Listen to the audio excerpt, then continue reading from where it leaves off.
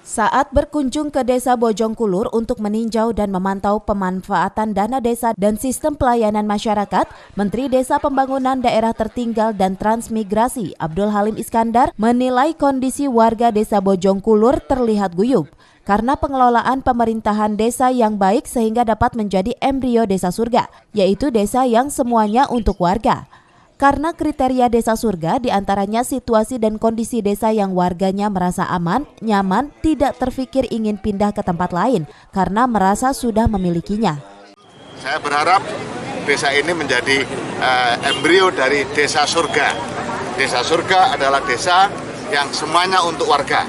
Desa surga adalah desa yang warganya merasa nyaman tinggal di tempat itu sehingga tidak punya pikiran untuk pindah kemana-mana dan rasa kepemilikan terhadap desa sangat bagus.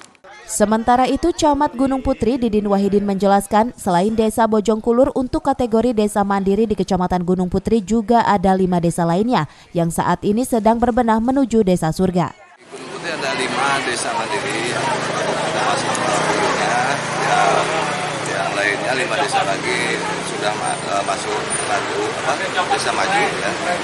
Untuk mempersiapkan desa surga sendiri, apakah ada persiapan khusus, Kang?